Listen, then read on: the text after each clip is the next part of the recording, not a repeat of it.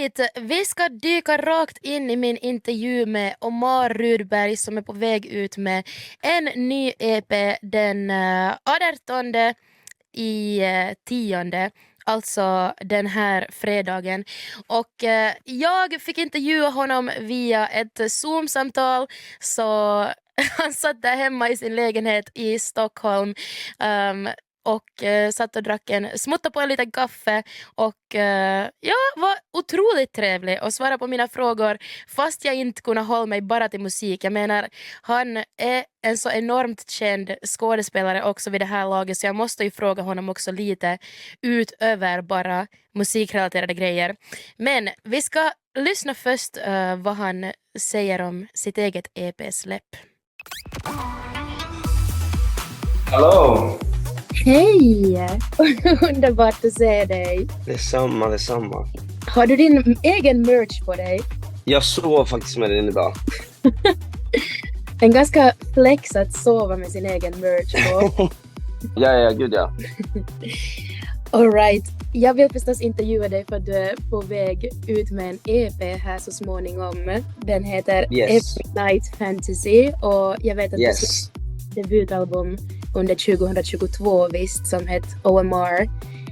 Yes. Vad har hänt här under tiden? Nej, men jag tror att med den här nya EPn så har jag alltså jag känner verkligen att jag har utvecklats som både människa och som artist.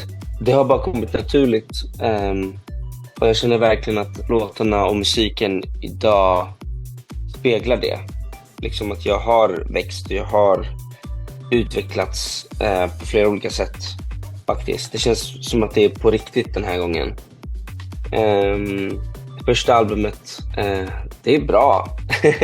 Men jag tror att nu så är det verkligen på riktigt. Det känns mycket större och fetare än nu. Så det är väldigt kul faktiskt. Jag är väldigt taggad på det här albumet. Eller EP. Tror du att man kommer kunna höra den här skillnaden i EPn och liksom den här progressen du har gjort? Jag tror faktiskt det. För att den här EPn känns också lite mer... den har lite mer av en röd tråd när det kommer till handling och sådär. Och vart jag befinner mig i mitt liv just nu. Så att jag tror absolut att man hör liksom... Den är lite mer genomtänkt. Medans det gamla albumet var liksom... Mer som en typ av playlist av massa liksom demos och låtar jag hade då. Som jag bara satte ihop och bara så här slängde ut. För att jag ville bara så här släppa mycket musik. Men nu så har det inte varit på samma sätt. Nu har det varit mer... Nu har man verkligen valt de här låtarna. Liksom så här, vilken vill man ha med? Vilken är bra? Vilken säger någonting? Och det är lite olika känslor och rytmer och sådär i den här EPn. Vi har lite 2000s R&B pop influerat. Vi har classic pianoballad, lite trap pop, alltså det är lite olika. Och så har vi lite lite 2000s och lite latin hållet också. Det var faktiskt det jag tänkte fråga, för att jag vet att du släppte förra sommaren den här Off My Mind-låten och det var ju verkligen alltså nästan en reggaeton-låt. Eller verkligen experimentera med det soundet. Är det någonting som man kommer att få se på den här EPn också? Det är inte det på samma sätt. Men det finns latin-känsla i den här EPn också. Jag vet inte om jag vågar spoila för mycket, men det finns en låt som heter Luz Roja på EPn som är på spanska. Och det finns en annan låt i EPn som heter Girlfriend, och den är också lite latin 2000s R&B pop influerad. Så det är lite av allt i ett typ. Men det finns lite av allt som jag är typ i den här EPn. Men jag tycker det som håller ihop den här EPn ganska mycket är också typ texten lite. Och vad det handlar om lite grann. Du sa att den här har en tydligare liksom röd tråd och en tydligare handling, så Vill du öppna upp lite om vad den handlar om? Alltså den handlar om lite olika grejer såklart.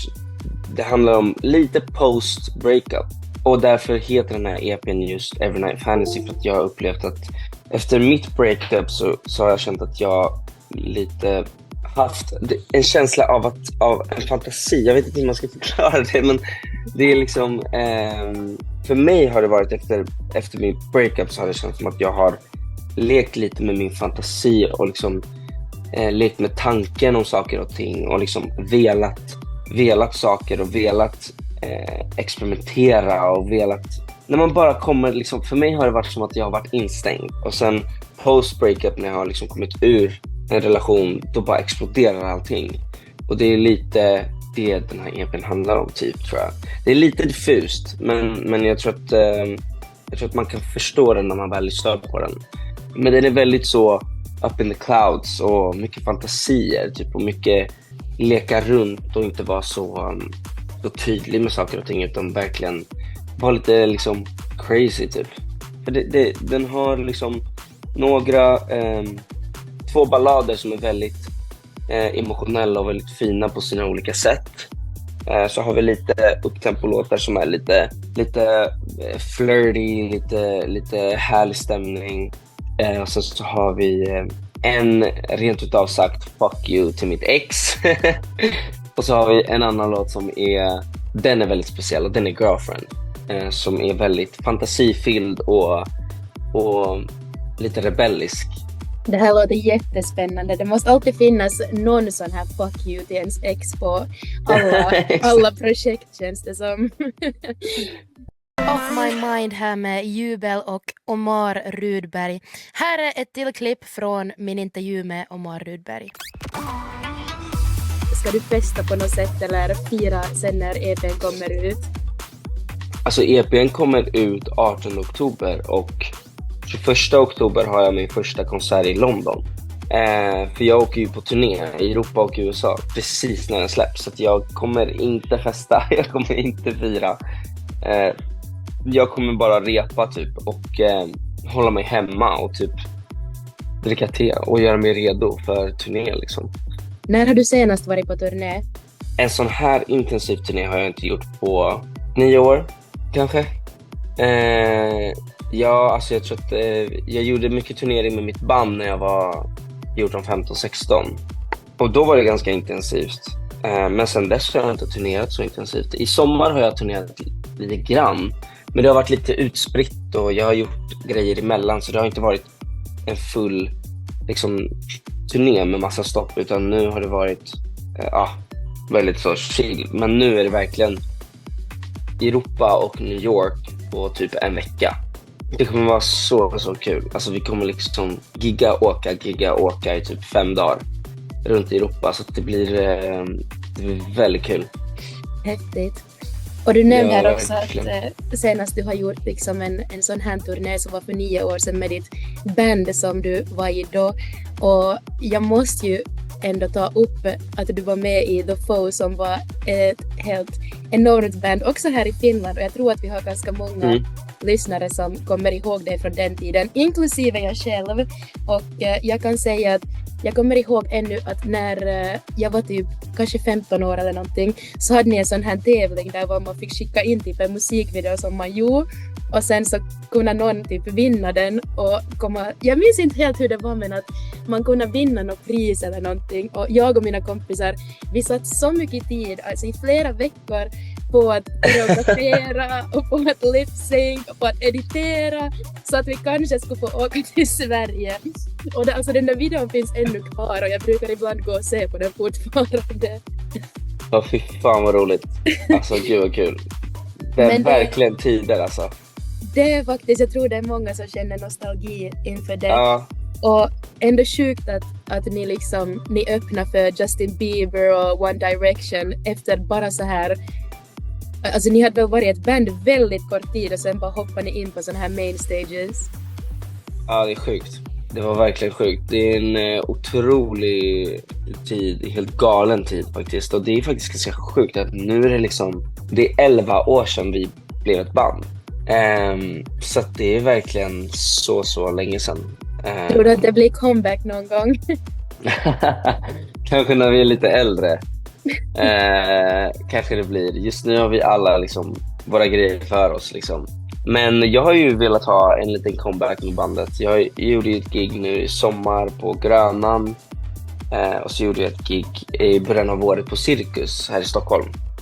Min egna konsert, min första konsert. Och då ville jag ta in grabbarna, men de hade sina grejer för sig, de kunde inte.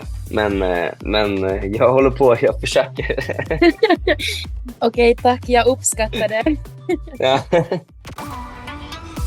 Du är ju verkligen en busy man. Jag menar, du har EP på väg. Jag vet att alltså, du har gjort enorm succé i Young Royals som skådespelare. Du har utnämnts till Sveriges bäst klädda man. Du har liksom släppt parfym. Du har verkligen så här många grejer på gång. Är det ändå musiken nu just som liksom regerar? Det skulle jag absolut säga, men nu så börjar det komma in lite intressanta saker, så att det kommer nog jag kommer nog aldrig kunna sluta med någonting, för att jag tycker saker är så kul att göra. Men absolut att musiken och turnering är prio just nu. Men jag har ju fortfarande beauty-brandet som jag jobbar på. Vi kommer ju komma med väldigt mycket nya produkter framöver. Så det blir väldigt kul. Sen så håller jag på att läsa ett manus nu faktiskt. En film. Jättekul, som inte alls är bestämt, och jag ska faktiskt casta. Eller det är liksom castingprocess just nu, så det är ju verkligen ingenting spikat eller så. Men som sagt, jag är alltid liksom lurkar runt och ser vad som finns och vad som kommer in för erbjudanden och sådär. Men jag är ju bara glad och lyckligt lottad över att jag ens får sådana erbjudanden. För jag älskar ju skådespeleri och vill fortsätta med det också. Så att, ja. Jag förstår det, men alltså jag tror ingen har missat Young Royals, och jag såg till och med att ni blev intervjuade av Jimmy Fallon och liksom det har verkligen nått ut. Jag har liksom kompisar i Brasilien som har tipsat mig om att jag måste kolla på Young Royals, och det känns på något sätt så absurt att liksom den verkligen, nej, men det är det verkligen, nådde ut på det där sättet. Har det varit liksom svårt för dig att smälta? Ja, från och till.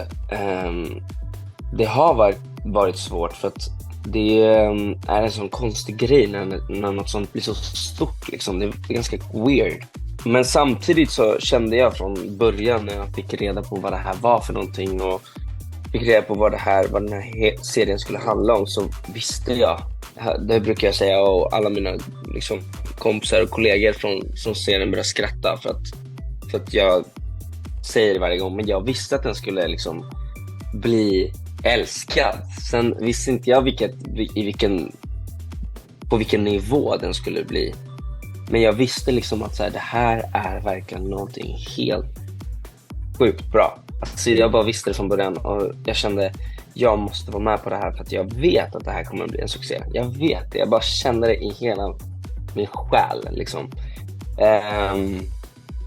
Sen att vi fick gästa Jimmy Fallon och vi fick liksom göra massa alla de här sjuka grejerna var aldrig på i mitt huvud liksom.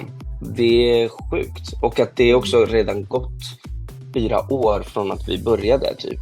Det är också helt sjukt för mig. Så att det är typ svårt att ta in, och det för mig är det också väldigt svårt att ta in tiden, hur tiden bara flyger iväg typ. De senaste åren har känts som att det har varit mitt liv. För att det har varit en så stor grej i mitt liv, hela Young Royals-grejen, och nu när den är över så känns det så konstigt också. Som att man har gått ut skolan typ. Man har tagit studenten lite. Håller ni ändå kontakt med varandra så här privat, eller liksom har du tid att ha kompisar och allt sånt här fast du är så busy? Alltså det har varit vi är ju fortfarande obviously, vi kommer alltid för evigt vara vänner. Det är väl mer bara brist på tid ibland. Det har varit så mycket för mig. Och det kommer fortsätta vara mycket för mig. Så för mig är det väldigt kämpigt att träffa alla hela tiden liksom. Men jag träffade Edvin för några veckor sedan och vi pratade lite då och då. Men vi måste bli bättre på det. Det måste det faktiskt bli. Men han är också väldigt, väldigt busy och har haft grejer för sig liksom. Men vi kommer ju alltid ha varandra. Det är liksom inga konstigheter med det. Så fort vi ses så är det ju precis som vanligt liksom. Du sa att du hade så här stark intuition att till exempel Young Royals, att det var något speciellt med den. Så har du alltid känt att du ska hålla på med musik? Har det varit en självklarhet för dig?